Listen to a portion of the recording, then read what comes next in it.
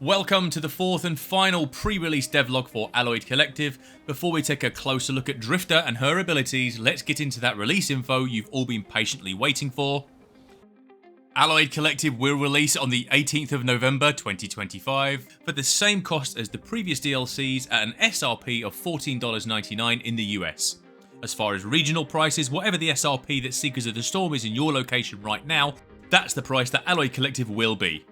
Is it worth wishlisting Alloyed Collective now that you know when the release date is? Of course it is. Go and do it right now so you know the instant it's dropped. A quick note for our Nintendo Switch players. The team has a couple of additional improvements we want to make before releasing Alloyed Collective on the Switch.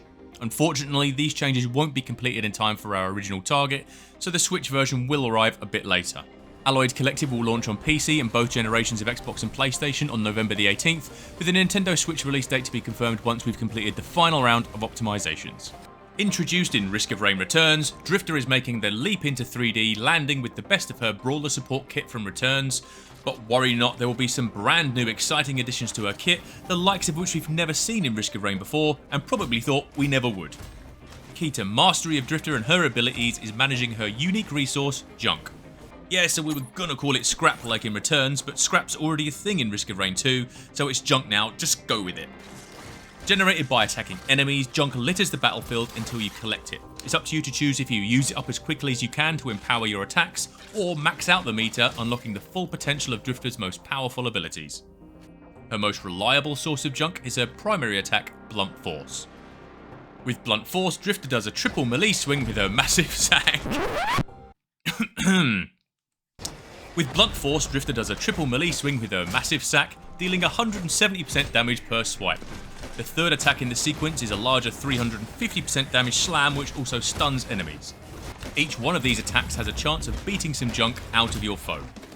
There are some more special features of Blunt Force, but they all involve her other abilities, so we'll be talking about those as they come up further in the dev diary. One such interaction involves her unlockable secondary attack. Usually in these dev diaries I focus on the Survivor's base kit and let you discover the unlockable skills for yourself. But with it being a fan favourite from Returns and being featured so prominently in the reveal trailer, how could I not switch things up and highlight her unlockable secondary ability, Junk Cube. Slam down a huge cube of junk for 400% damage, which you can then whack with Blunt Force a further 3 times before the cube blows up for a final 800% damage. You can even cast aside the laws of physics and ride the cube while you slap it with Blunt Force, turning Drifter into a guided missile of death and destruction. If you've got a lot of junk in the sack, you can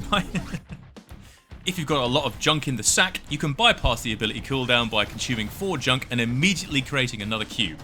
This allows Drifter to turn her precious resource into multiple cubes of chaos. Using Drifter's brand new utility ability Repossess, you can even pick up the junk cube and throw it directly at your enemies. I wonder how many other objects you can pick up and throw with Repossess. Yes. The answer is yes. She really can pick up and throw anything that isn't bolted down. And even a few things that probably should be. In fact, unless it would be completely game-breaking, picking up the teleporter and throwing it off the stage would be questionable game design at best, chances are Drifter can repossess it. While being held in your bag, the primary blunt force does additional damage based on the mass of the object you have held, and you gain additional junk from killing enemies this way. However, everything held has a health bar, so using blunt force repeatedly while holding onto the chest you promised to keep safe may not be a wise plan.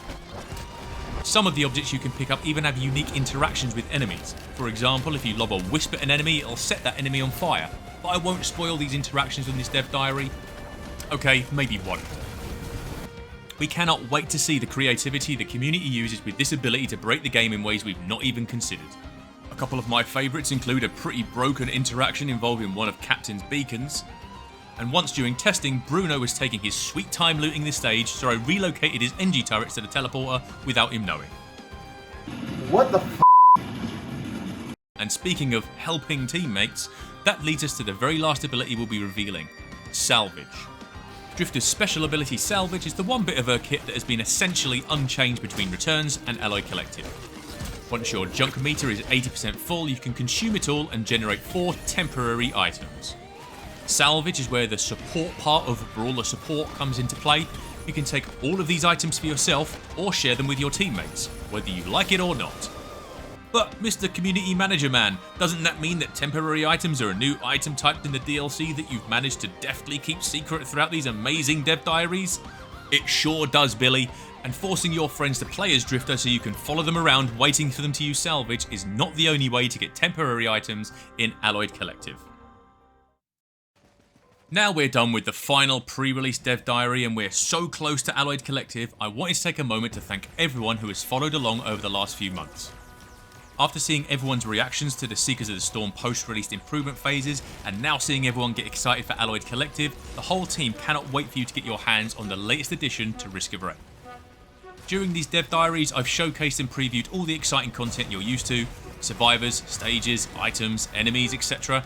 There is, however, even more content in Alloyed Collective that we've not even hinted at. Systems, stages, encounters, there is some amazing stuff in there that you are 100% not expecting that I am desperate to tell you about. But for the sake of your own ability to discover it all, I shall refrain. Just know that it took a lot of effort to keep my big mouth shut. Make sure you let us know what you think of Drifter and Alloyed Collective when it's released on November 18th. The best place to do that is right on our Discord. The link is down in the description, along with the link to go and wishlist Alloyed Collective. Please go and wishlist Alloyed Collective, and we'll speak to you again real soon. Thanks again. Bye for now.